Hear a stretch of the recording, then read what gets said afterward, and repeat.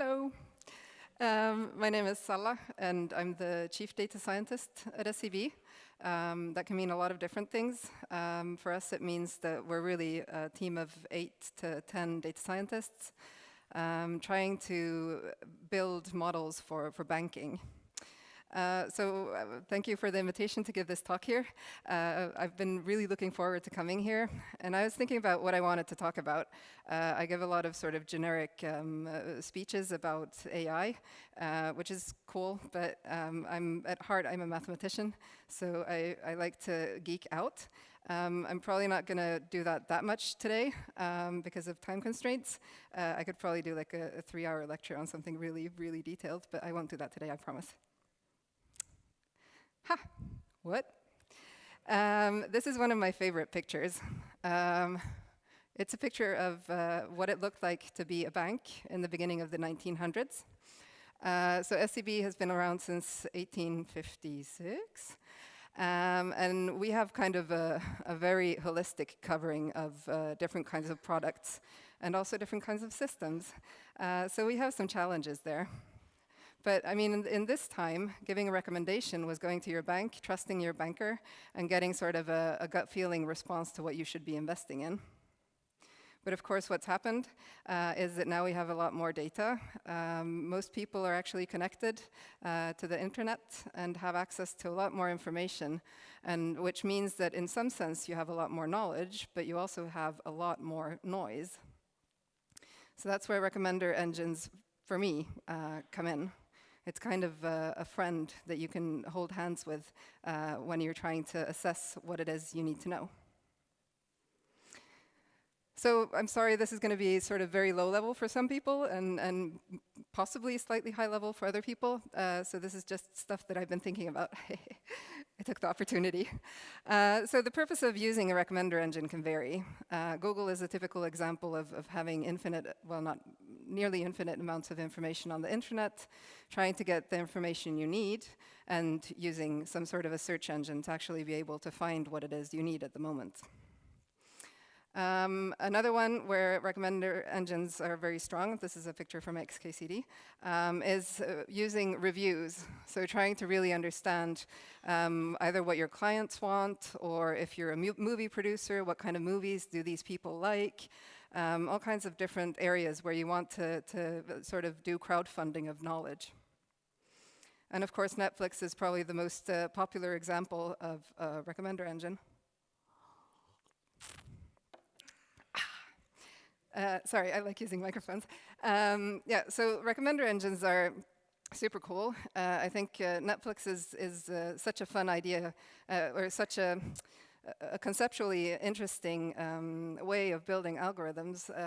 They've been working so much on it, and the algorithms are super advanced. Some of them are open source, so you can actually get access to the smartness of the algorithms. And there's a lot of super complex underlying problems that make a mathematician excited. So this is sort of the philosophy for me behind a recommender engine.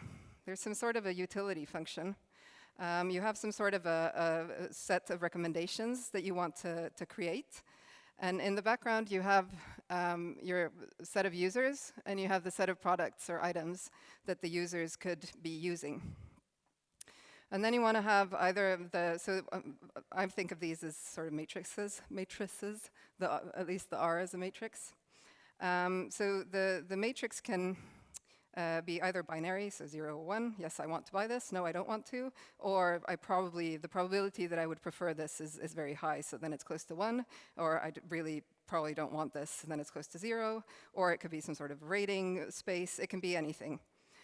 And of course, in the most simple case, so this is kind of the economist's way of looking at utility, you want to optimize the utility, which can be either finding the best movie for the user, or it could be finding the product where the company that's pushing the product has the highest profit. That's a possibility. So you have loads of different ways of thinking about recommender engines. So the simple approach is for ratings. So I think of a user as a row in the matrix, and the items are columns. And of course, the items can be grouped into product families, and the users can be grouped into some sort of user families. That's one way of generalizing it.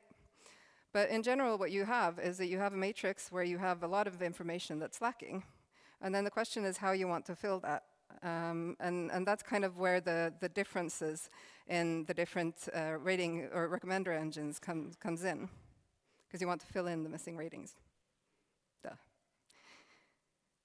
So traditionally there were sort of two ways that people started to think of, which are probably the most intuitive ones. One is the collaborative recommendation, where you look at the rows and you try to find other rows that are slightly similar in some sense, and then you use that for filling out the matrix. The other one is the content-based recommendation, where you have a product and you try to look at what how this product has been rated, and then you try to fill in the space in this direction.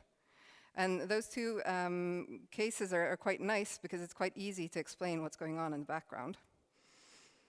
But even the content-based algorithm can be much more complex than you would think at the outline.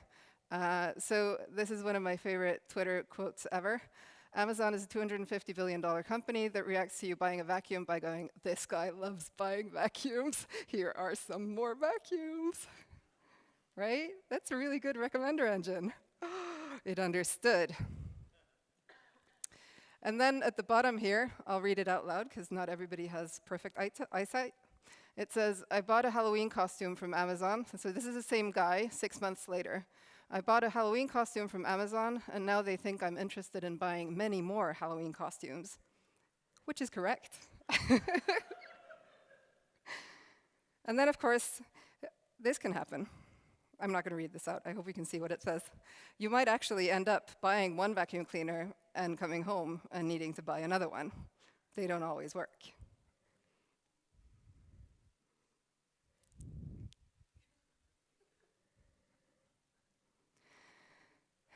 So content-based recommendations can be very useful in some cases. This is one case where I think it's super useful. It's when you have large amounts of documents and you need to somehow make them searchable. So you have a set of documents, you choose a set of keywords, and then you select the relevant keywords and you assign weights to them. So you have a lot of different choices to make here.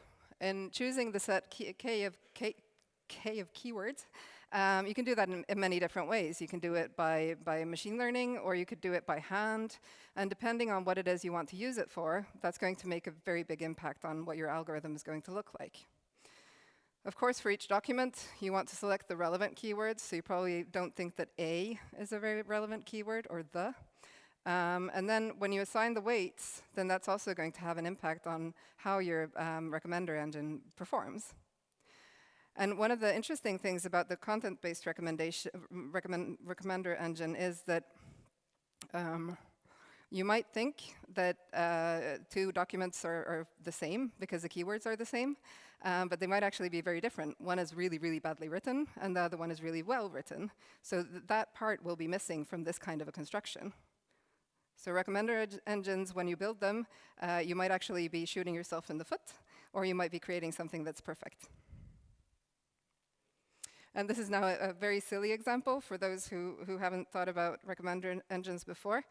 This is from SEB's Nordic Outlook, November 2018. It's a small text about Brexit. And then you take the list of all the words, and then you select the keywords that you think are relevant. And this can, of course, be done in very many different ways. Here we tried to choose the words that are interesting from an economical viewpoint. So the other sort of naive approach that you can have is the collaborative recommender system, where you're comparing users. So you're sort of comparing rows in the matrix and deciding how to fill out empty spaces in some sophisticated way. So then what you're really doing is that you're defining sort of closeness of user profiles. So you have two users that have similar behavior. That means that they're sort of close, whatever similar means. So similar in this case usually means that you define matrices on each feature or combinations of features, and then closeness is defined as some sort of epsilon. And of course, the surface where you have all the recommendations can look very different.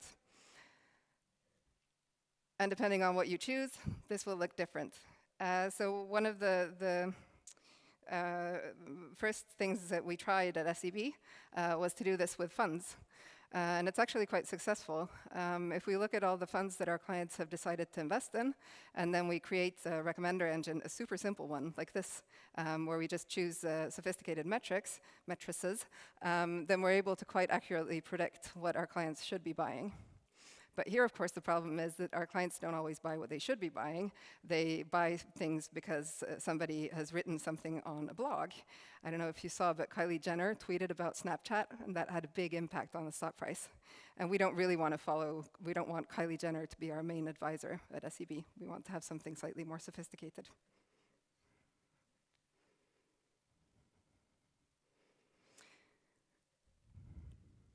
Okay.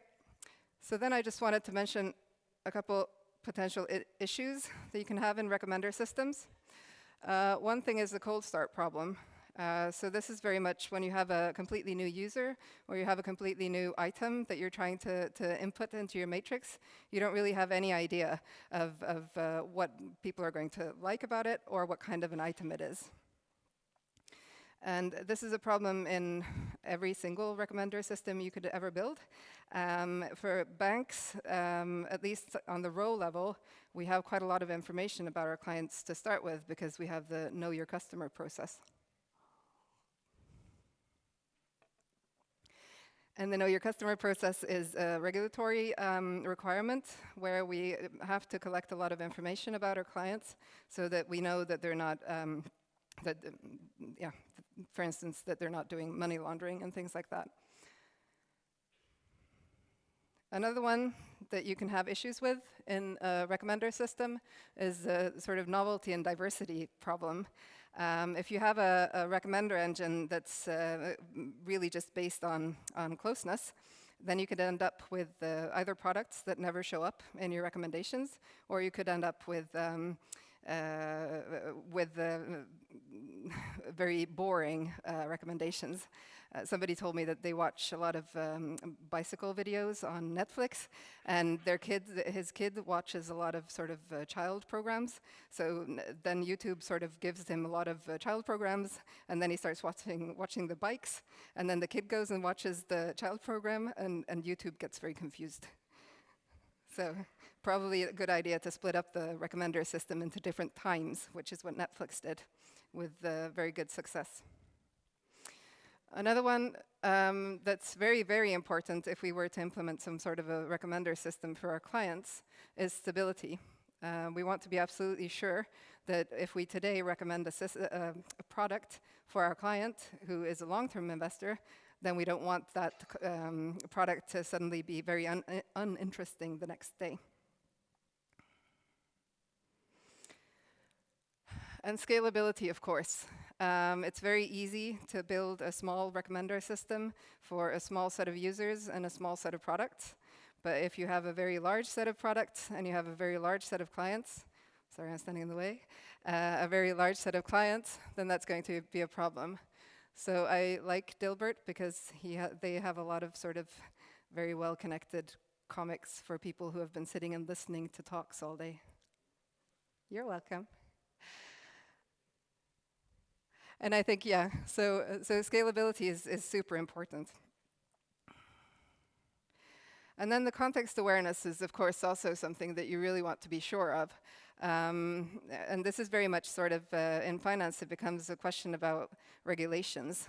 And I mean, so in the Netflix case, there's this very interesting issue that, like, If you're watching Netflix in the morning, you probably want to watch completely other shows than you watch in the evening. So you need to have a recommender engine that sort of changes depending on the context in which you're watching. Somebody might have a partner that has a different taste than what you have. And then, of course, explainability. If we're going to put recommender systems into production, then it's super important that we're actually able to explain why the system is recommending something. And now, of course, for Netflix, it doesn't really matter why I keep getting recommendations of BoJack Horseman. But if I were to invest in a fund, I would want the bank or the financial institution to be able to explain exactly why this fund is the right one for me. And for me, it's just machine learning. The computer has decided is not good enough. So this was the picture in silly language, and this is sort of some of the problems that we could have in finance.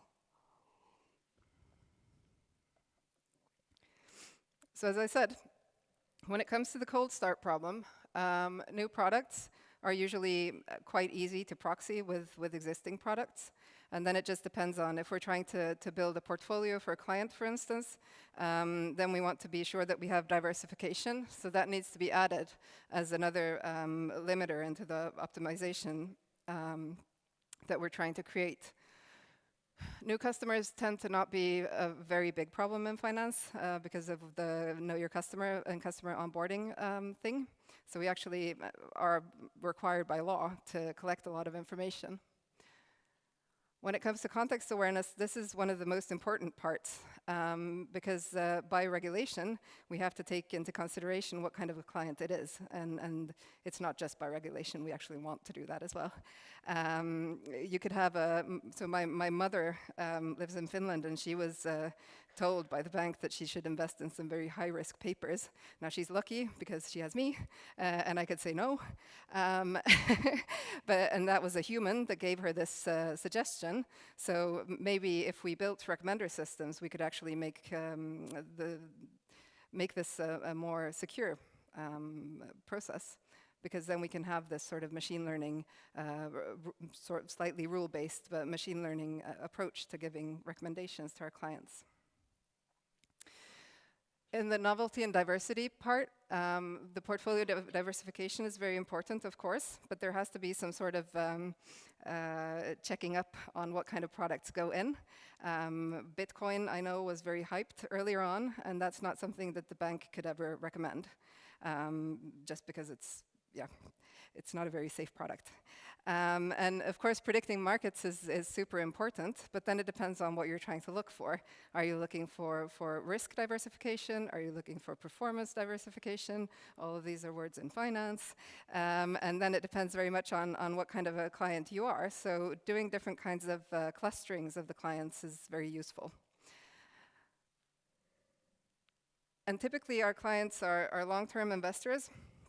So they have some kind of investment horizon between 5 to even 50 years if it's their pension. And then it, of course, becomes a very difficult problem. What should we be recommending to someone who might be quite a passive investor? Then probably giving them very diversified products to start with is a very good idea. And investment thresholds might seem silly. I used to work as a portfolio manager, and there were numerous times when I attempted to buy fractions of stocks, which is just not possible, because I was doing sort of optimized portfolios at the time. So implementing the investment thresholds is also something that just adds to the complexity of the recommender systems that we build.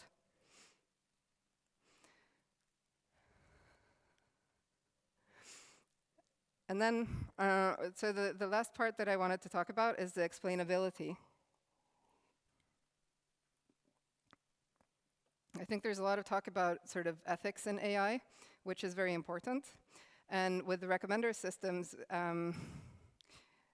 so far, the ones that we've tried, it's really been that the sort of silly, simple ones are often the best ones. You can add complexity in order to take care of all of these sort of issues that you could have, because you should, because it's good housekeeping. But if you're not able to explain exactly where it comes from, then you're going to just hit a wall. And we want to be able to explain to our clients exactly what the recommender system is doing. And I've been talking very fast. So thank you.